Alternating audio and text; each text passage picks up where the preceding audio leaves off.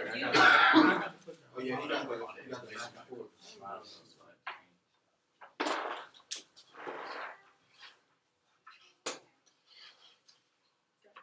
Jeez.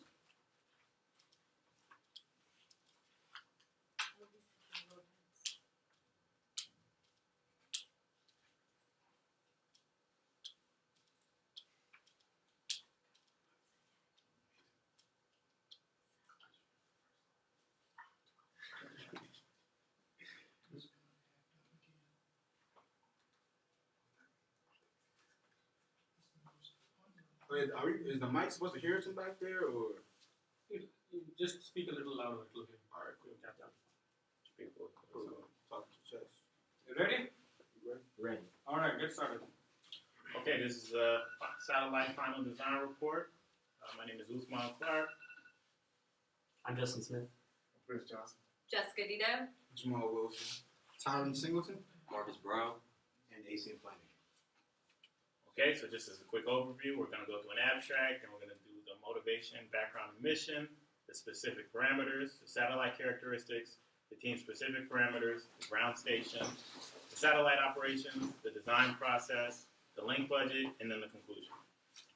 So for the abstract, so the project revolves around the use of SDK, which is premier software for providing four-dimensional simulation and analysis from land, sea, and air, and space in order to evaluate performance in real or simulated time.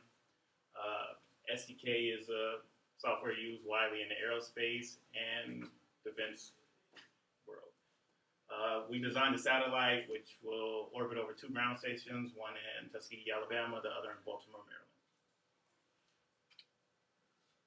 All right, so as far as the mission of it, there were three things that we wanted to validate an orbit using the MDMS, multi-functional drag enhancement and measurement system, and obtain maximum coverage over the ground station.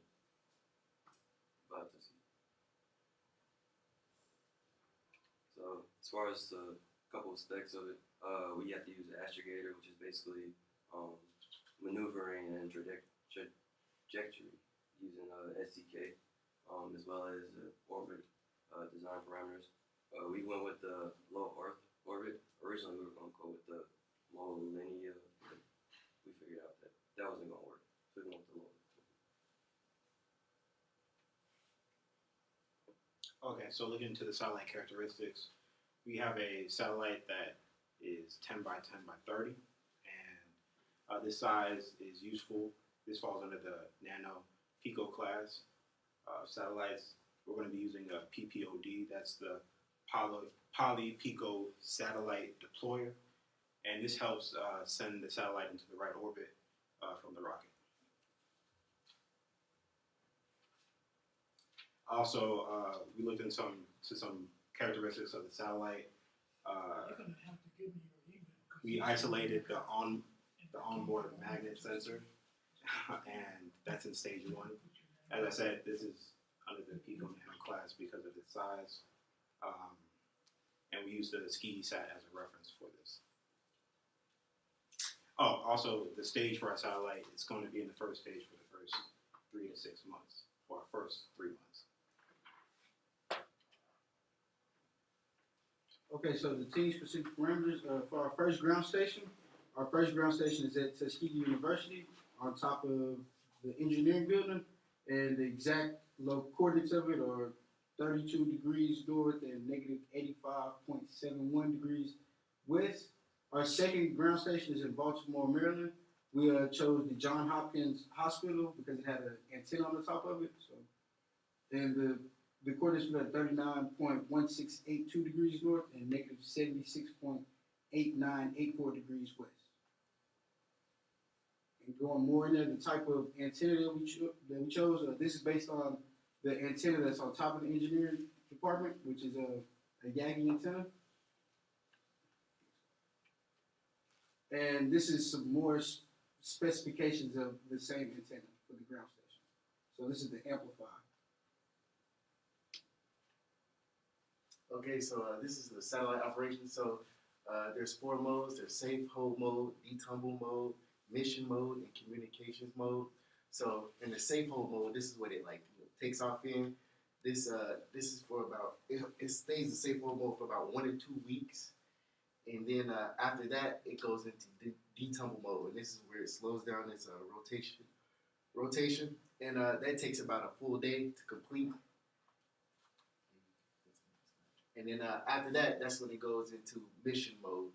And this is where it goes into both its missions, mission 1 and mission 2. This is mission 1 is where the boom, magnetic boom comes out, and then mission 2 is basically where the actual mission starts. And the communications mode is where it communicates back to the ground station to our 2 ground stations, Tuskegee and Okay, so during the design process, the biggest thing was going according to the PowerPoint that you sent out with the rules for a CubeSat. As of today, this CubeSat lasts about a full year in space without deploying the parachute device to bring it back down. So it stays within that 1 year rule. It has an eccentricity of 0, so it's a circular orbit. We got as high as possible that we could for a low Earth orbit, which is around 200 kilometers. And that keeps us high, which keeps a long duration over our 2 targets, and that keeps us within the year span for required for the CubeSats. These are the maximum coverages. This is the maximum coverage for Tuskegee Control Room, and this is the maximum coverage for John Hopkins. Both of these are around. Talk a little bit about orbital elements. Okay, so as you see the center major axis, if you subtract, our altitude is around 200,000, so since it's a circular orbit, it's 200,000 all the way around. The eccentricity is basically 0, that's just 0. When it's on 200,000? yeah, so 200,000 kilometers as an altitude, so above ground. Not 200,000, 200 kilometers. Oh, sorry, 200 kilometers, my bad. That's a mistake on my end. But when making the orbit, Is it 200 or 400? no, it's definitely 200. It's not 400. 400 would have been too close to 500. That's with the center of it. But what is the radius? The radius of Earth? 6378, right? No? Yes. So that makes it 400. Never mind, it's 400. Okay, so the altitude is 400, the eccentricity is 0. When making the orbit, we try to get as high as possible so we can have the most duration over both targets. The main thing that changed the target times was the RAN. So when changing this degree, we got a lot more target. Well, we got a lot more target time when switching that back and forth. And also the inclination as well. The inclination slightly changed the times, the target times for about maybe 30 minutes here and there, average. The true anomaly is 0, and the argument of parity is 0. How did you go about designing the orbit? This orbit? So we first tried the astrogator route, but astrogator is more of a transferring between different planets or different SOIs. So essentially, we just boiled down to using the Orbit Wizard. So Orbit Wizard showed the trajectory of the satellite real time, and when you can see that over both targets, you can Can you turn the light off, Andrew? manipulate. You can manipulate the trajectory of the satellite, and that will show where the trajectory goes over both sides.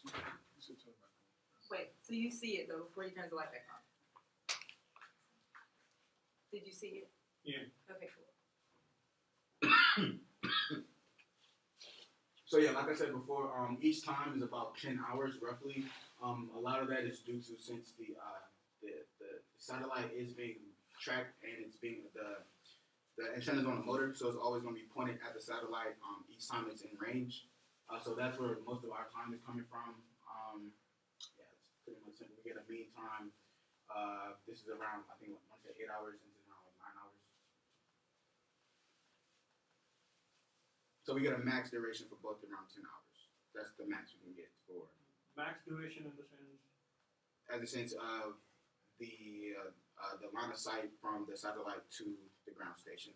That's how much time we have of line of sight total for that day. So this specific day on March 22nd, 2019, we'll have 639 seconds And that's the max. That's the longest. So this isn't just a one-time thing. We also have other days was like 620 something, but this is just the max of. Okay. So that's the minimum duration is that is. Yeah, about 2 seconds. During the whole cycle, that was the day that received the least amount of duration. Yeah. And during the whole cycle, this is the day that received the What is the maximum. average? Average is about. Is 456. This is Tuskegee, Baltimore. how many passes? How many passes? For the whole year, We could put that in there. Yeah, On an that's- average, how many passes are you getting per day? I want to say Is it? no. that's just the not it. that's the Yeah. access point. So Yeah. at the Yeah, because this is an access interval report. Yeah, this is where you need to spend a little more time and this is what you have done, but you have not. You're only presenting three parameters: minimum, maximum, mean. But how does it translate to? So what does this mean? Try to explain. So yeah, that's when we get to our link budget. That's a little further down than where we. Link budget doesn't have anything to do with the duration, right? Okay, so basically, all this graph does, what this quick report is, it shows you your line of sight, your maximum, your minimum, and it gives you the mean. So we have a list of how many access points we get, but that's in like the tens of thousands for the whole year. So we just put the max in here. Yeah. So if you want It's every, in the report. yeah, if you want every. What does this mean to the end user? Or On this day, we'll have this amount of time to either communicate with the satellite or. right? And on that's- average. So your most on important average, yeah. information, like What if do you wanna- infer? What do you? You have to explain it to. It's obvious. Don't tell me the obvious. Tell me. Okay, 6:40 seconds, right? That's about 10 minutes, 10 and a half. Yeah. Mean duration is how much? About It's about 8 minutes. 8 Kinda. minutes. Yeah. 7, 8 minutes, right? What does that mean to the end user? that you Yeah. have this window of time to communicate with the satellite. So And whatever information you're trying to gather, and in that time of the month, you need to plan your mission profile, your mission requirements. So this In that mean time duration, period. correct. So that is what you need to explain. Whenever you're trying to tell a story, you have to tell what it means. So you have about 8 minutes. That is total duration. How much duration is that? I could do math on my phone real quick. Just do that. Yeah, do that.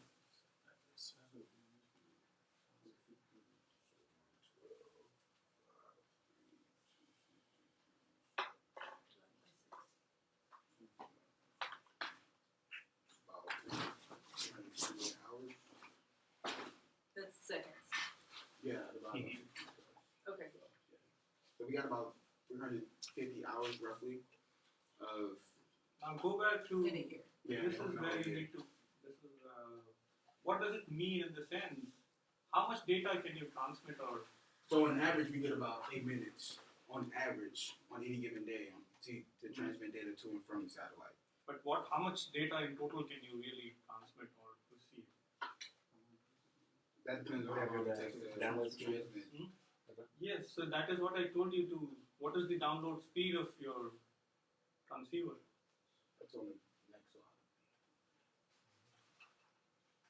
So you got to keep going to the transceiver.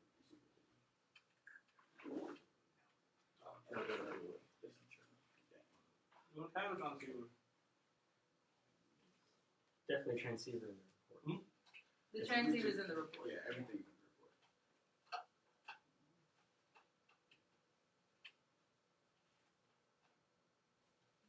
Okay. Good. All right. Continue.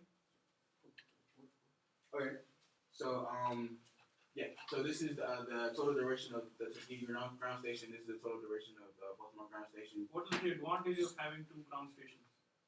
So the advantage of, so one, redundancy, for just in case, one ground station goes out of sync or out of service, you have another ground station. Another is not redundancy again, but you have two different storage systems, or two different storage locations for your data. So just in case if one gets corrupted, you have another backup. Also, another it's 2 different access points, so you have 2 different communication points for your satellite. What is the biggest advantage? You can maximize, let's say, you only dedicate one to like downloading, one to uploading. So you can download as much data as possible and You can upload as much download data. how many times more now? Twice. Once. That is what is critical. Alright. So throughout the whole year, this is the graphical analysis, and this shows the line of sight towards the ground station. That's is it visible to you guys what it means? It's every day you're gonna get Yeah. access. It's access, but I don't know why you can't see the what's in at the bottom.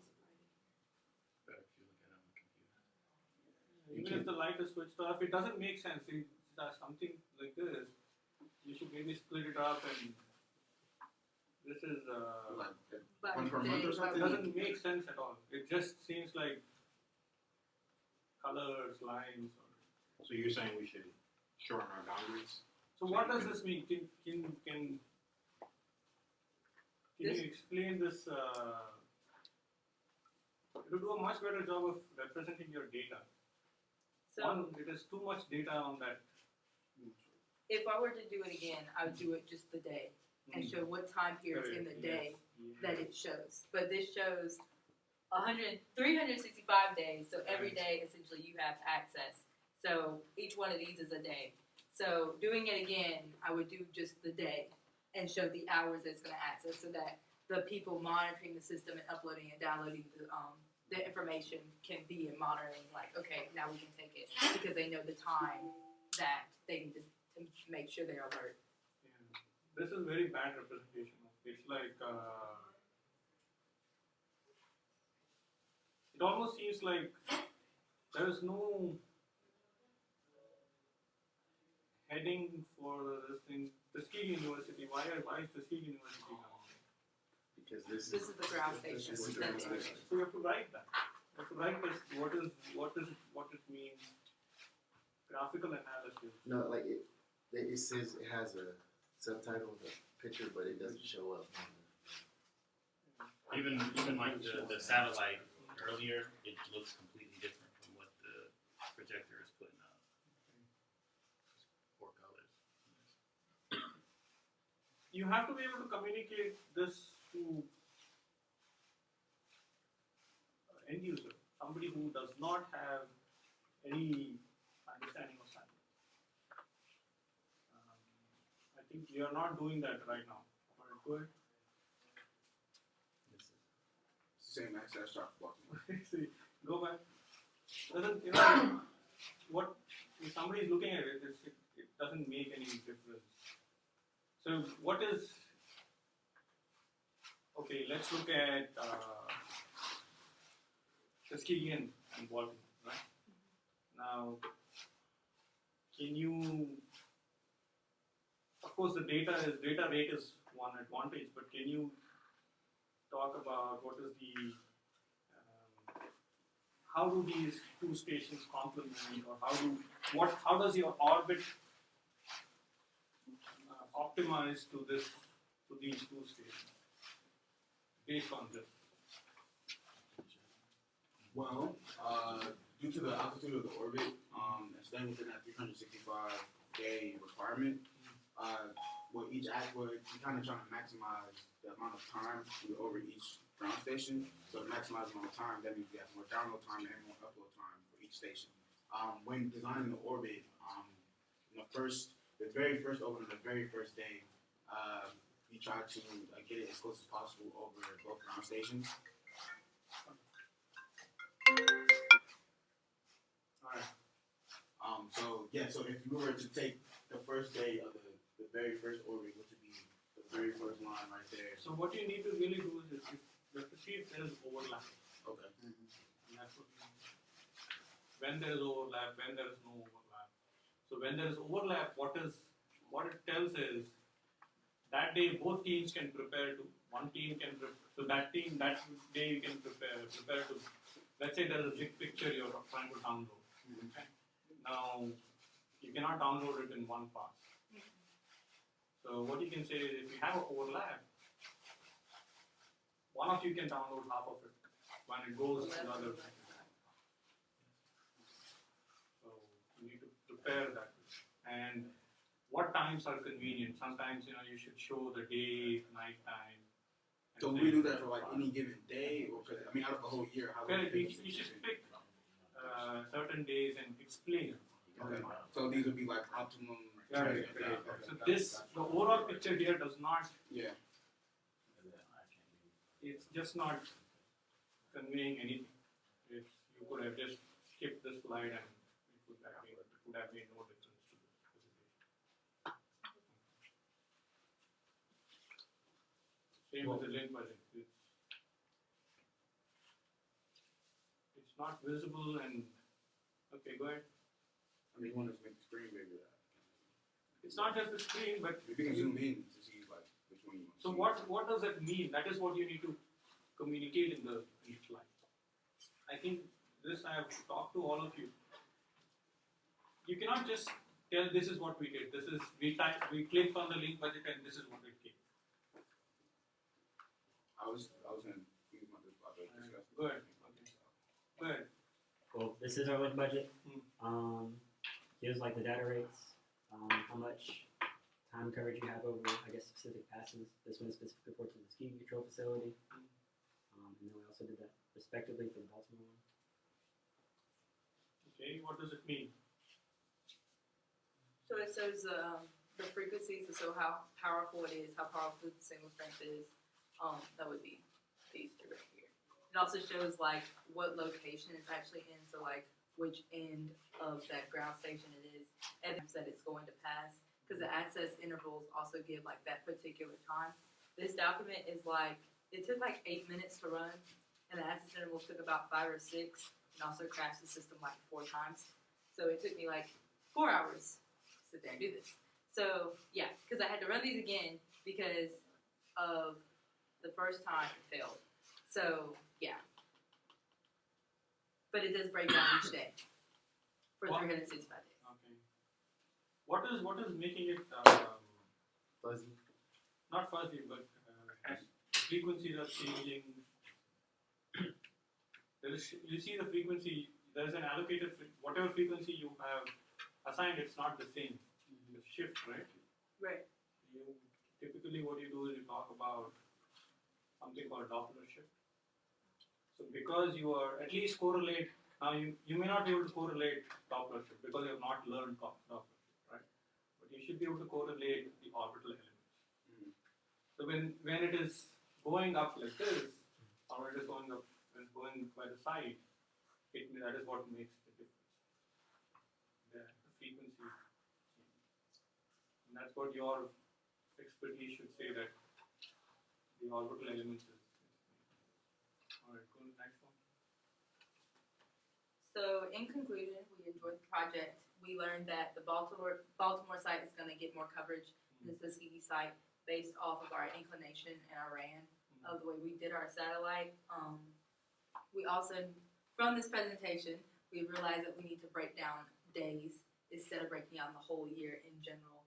And if we were to do this project again or advise others of how we did the project, we tell them to get those days and why it's optimal to the typical work day of someone at NASA at the different sites. And then also from this presentation, we understand that when you're building a satellite, you can't just put it up there. It has to have a mission. It has to have a particular reason for being up there. So just because you put it in a low Earth orbit does not mean, oh, this is low Earth orbit. We just put it up there. You have to also go to the different parameters and change it based off of what you're trying to gain to get the highest frequencies and the maximum coverages. So we learned that. So yeah, so we learned a lot of stuff from this. We enjoyed the project and we got to know each other as we try to graduate. You're laughing.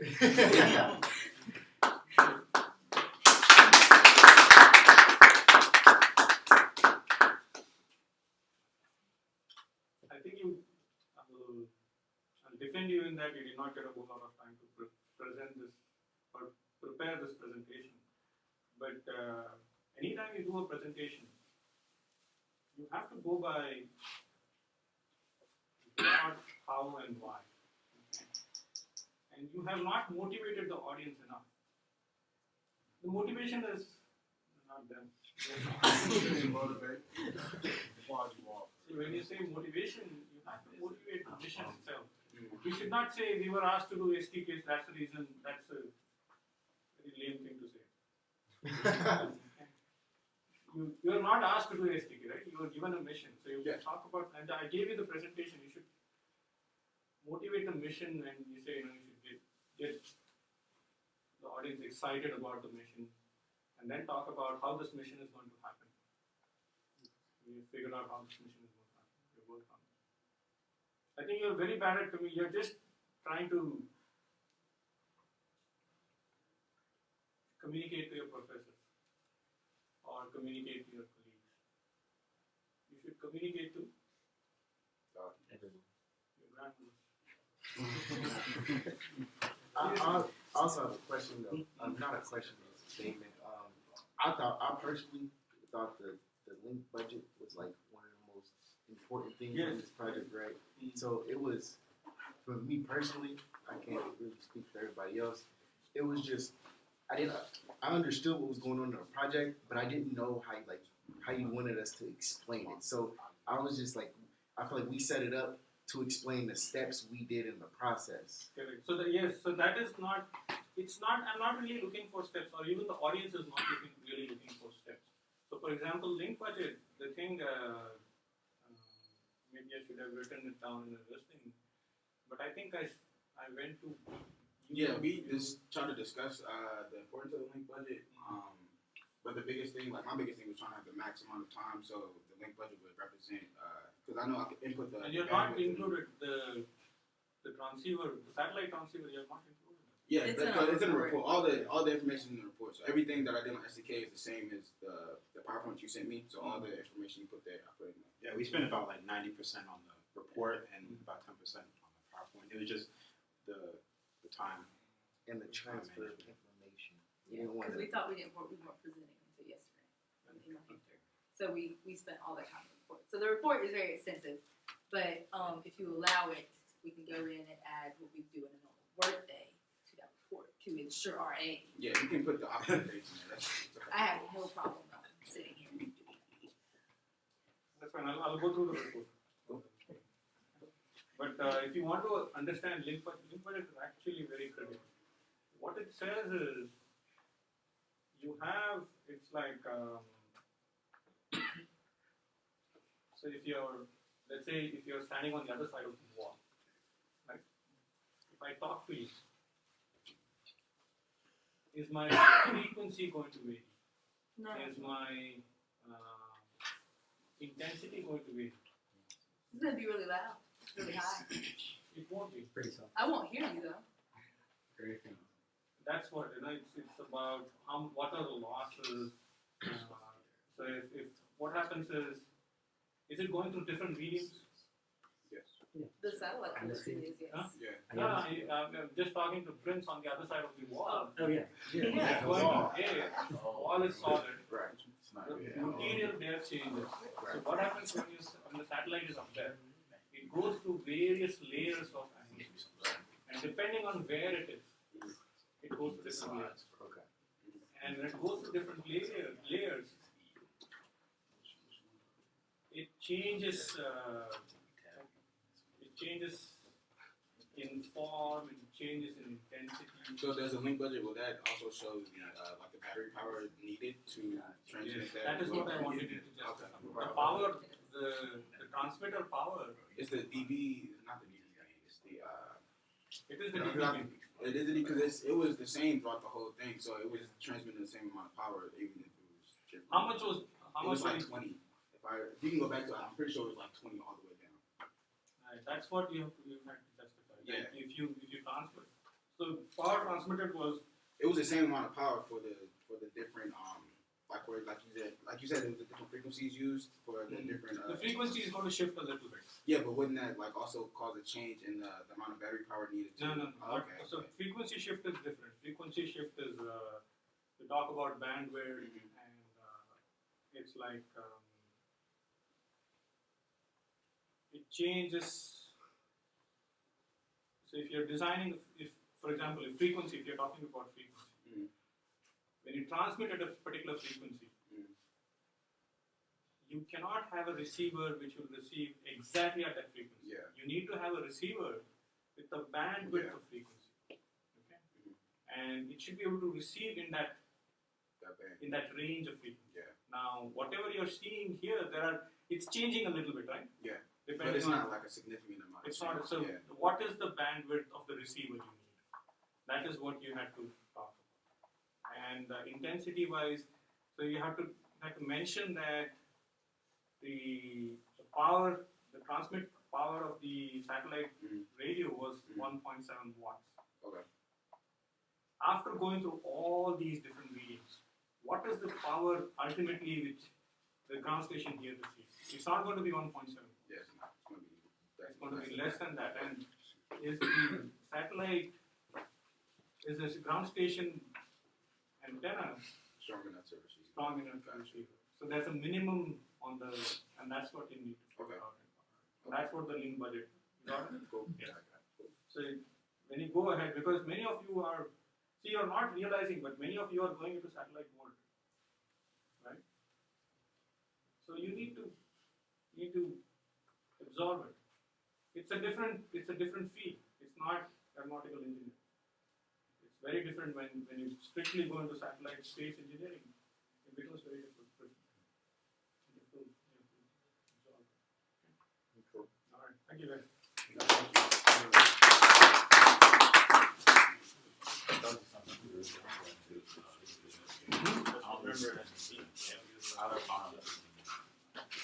I'm supposed to be at work at 6 too. Just do your presentation and because your grades are due tomorrow. Do as fast as possible and then.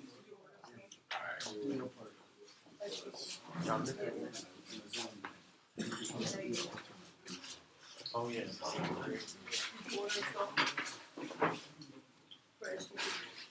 I would have keep one. Oh, yeah.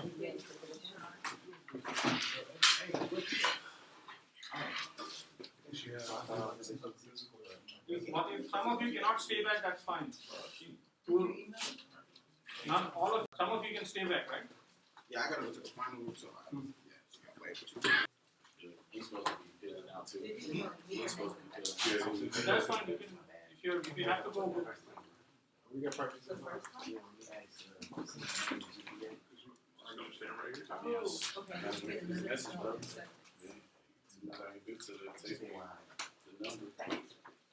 You were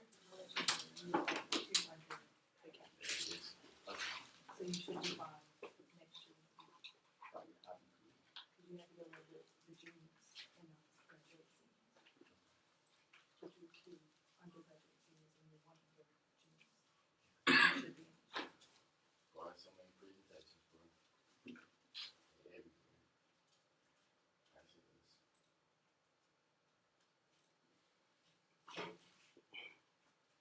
All right, good evening, everyone. As you all are aware, this is our satellite design final presentation. We have a couple members missing today because other obligations and finals. Me and Josh have practice right now, actually. So, Reeves, Marcus Wood, Ryan Hill, Joshua Willard, Andrew White, and Daniel Wayne. Evan and Reeves are absent, and hopefully me and Josh can have time to practice. All right. Brief overview. We're going to go ahead and start with the inspiration for the project. This is the title, actually. Then the specifications of the satellite, and then our final decisions on the different simulations we ran to decide our order in the entire mission. So, as you know, over the course of both of we went ahead and combined the two satellite courses as far as our satellite knowledge is concerned, orbital mechanics as well as satellite design, to create some inspiration for this project. So this wasn't just a senior design project, as you said. This was something that we got to branch out as far as our personal knowledge was concerned. So we got to use AGI's STK to elevate ourselves as far as personal knowledge was concerned. This isn't something that you necessarily press us about. You just gave us the software at the beginning of the semester and said, hey, here's this, here's the opportunity to present it to yourself and have fun with it. And that's exactly what we did. We took the tools we use and different tutorials online, a lot of online tutorials, and just learned some of the different tools, combined our knowledge, and we came together for this project. So as far as the details for this project is concerned, we were instructed to create a mission where we have 2 bases and we need to create the maximum coverage time to transmit data across, for different missions, of course, but as far as the high level scope of things was to create the most amount of time allocated to transmit data. To give a background into what the type of satellite we use the CubeSat satellite, which were initially designed to help give students a hands-on experience to explore outer space and the solar system. And CubeSats are measured in units called U's, which are denoted as 10 centimeters by 10 centimeters by 10 centimeters. And for our particular CubeSat that we used, we had a 2U satellite, which was 10 centimeters by 10 centimeters by 20 centimeters. And it had a weight of around 6 pounds. All right, mission parameters wise, basically we have a safe hold mode, a detumble mode, a mission mode, and a communication mode. Each mode is broken down. First we'll go into the safe hold mode. The safe hold mode is when the satellite, once it finally gets into the orbit, it powers on, it deploys its antennas, it sends basic signals communicating to whether it's Tuskegee or Cape Canaveral to let us know where the satellite is and how it can be found. And while it's in safe hold mode, it is charging itself.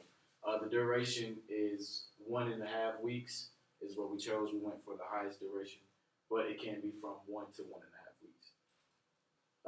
The detumble mode is what comes next. The satellite stabilizes itself and orients itself, and it sends a signal to activate it. The duration is from 5 to 20 hours. We went with 20 hours. The mission mode is where our satellite captures our data and fulfills the objectives, which was to validate and to drawing a blank, bro. To validate the multifunctional drag enhancement measurement system. Boom, there it is. All right, and that takes, we threw it on there to say a week to gather that. All right, the last one is the communication mode. Now this is the tricky one. This is when the satellite transmits the data. Basically how long it would take is basically the speed of sound multiplied the distance. The distance we chose, we'll go over that later. We found out that our transmitter sends information at 9,600 beats per minute. Bytes per minute, not beats. And our receiver downloads at 12,000 bytes per minute. The reason we went with such a high transmitter is the receiver really can only download as fast, but some bytes will be lost over time during the communication. So we wanted it to send out as much information as possible. As it was put to me, think of it like pouring an ocean in a cup of water. All right, for our mission cycle, do you want to go over that? For our mission cycle, we have safe mode, detumble mode, safe mode, mission mode, safe mode, detumble mode, if needed, communication mode, and then repeat the process as well. Indeed. All right, cool. This is E. Evan discusses, he was over the solar panels for our satellite and our power systems and the voltage and the outputs and all of that good stuff. More solar panel stuff. Somebody wants to touch on it, I'll touch on it then. The solar panels that we have are 30% efficient with the solar cells. They 2.3 watts in a low Earth orbit. They're available in 10 variants with integrated magnetic torquer of 0.038, temperature sensors, and core sun sensors. So these are the two ground stations that we were doing our coverage over, which was Tuskegee University as well as Cape Canaveral. So these are the longitude and latitude coordinates for our ground stations. So our ground station has two substations, one in Chappie, and then another one is in the control room. So for our ground station, we're going to have them equipped with rotators and transceivers, as well as a computer that can transfer the data back and forth and translate it for us. All right. These are just the various trials we used SDK for at different right ascension and ascending nodes, as well as inclination. And we kept our trials for our satellite in a low Earth orbit at 500 kilometers. This is another trial. And it's showing the various coverage times that we had throughout the year altogether from Tuskegee as well as Cape Canaveral. That's it. 3 of them. Yes. We ran several trials. And for our fifth trial, we actually increased our altitude by 50 kilometers. And the thing with the equipment is we felt like our equipment wouldn't be suffice enough to really communicate with our satellite at that distance. So even though we got the best coverage time from trial 5, we can't use it. Thus, we're going with our trial for number 2 with the parameters listed in this table. And to retouch on why we ran so many trials was, as the previous group said, the astrogator was actually just for changing the orbit, not actually deciding which orbit would be best for an actual mission. So we had to use the orbit wizard, as they too stated, to get the best orbits, and then we really just plugged in different values to see which orbit would give us the most coverage time, as well as I believe, just speaking on a group perspective, I think we can speak on all of this. We weren't as sufficiently prepared. The only thing we had was Google to pretty much instruct us as far as the different components on the inside, like because we had a 2U and not a 3U or 4U, we didn't know it got that large. What equipment on the inside could be used? Like, we didn't want to pick a transmitter that could, that had so X, Y, and Z megabits if we couldn't fit something that large inside of it. So with the things that we use, and pretty much off of previous models that we could find, we would say, okay, this has the best transmitter. Let's use the transmitter they use. And for X, Y, and Z. So, right here we have the. Yeah, I'll break it down. All right, so each one of these is the coverage of the satellite.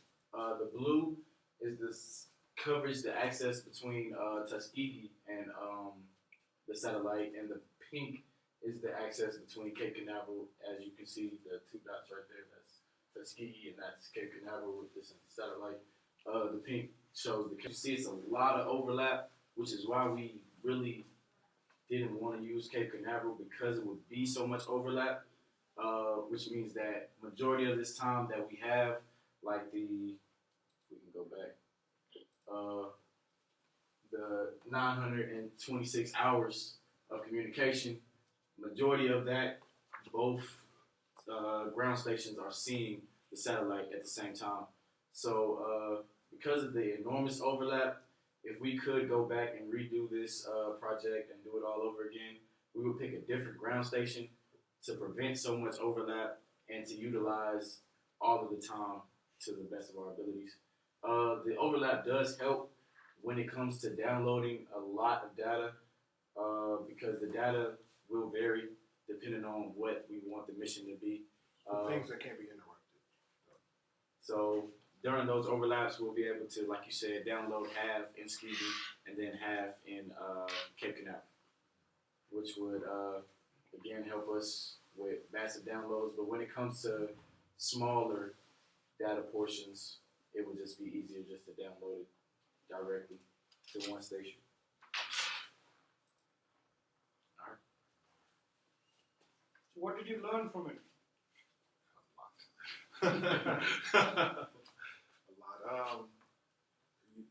The entire course of this project on. This project. So you're not doing any surveillance. You put surveillance, but you're not doing any surveillance. You're just trying to validate on orbit a payload, an MDEMS payload. Yeah, that was my apologies. There is a conclusion. No conclusion? In the report, we didn't. Yeah, it's in the report. We didn't have time to throw it on the presentation. I mean, we could have copied and pasted the same one, but we didn't want to do that. We can verbally express conclusion. Well, go ahead, bro. Okay. What did you learn? Now go to the Which one? the solar cells. You were not really required to talk about solar cells. What I wanted you to do was, you remember your exercise for solar power and solar panels? Mm-hmm. I wanted you to repeat that exercise. See, we did. We thought that you meant like research with solar cells to use. Yes, like So solar wind whatever to- you choose, you have to, because these are just, we're just selecting them. These are already selected even in the listing. In the presentation I sent you, they are already selected. But you remember the exercise you guys did for solar power? Mhm. I wanted you to try and do that exercise for this activity.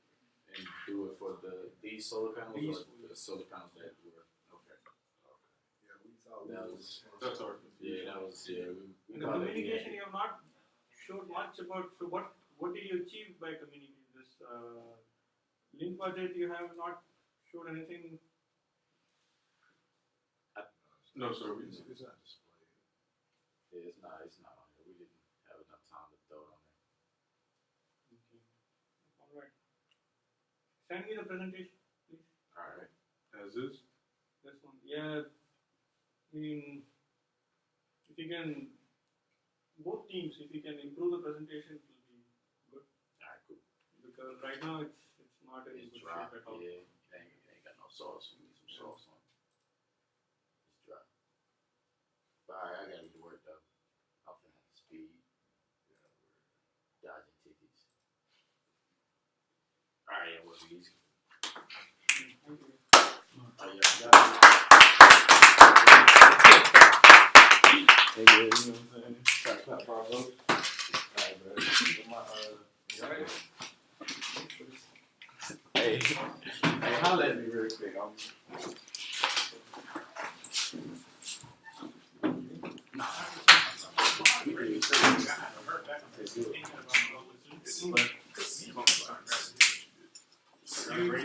Yeah, your grades are not good. So you have,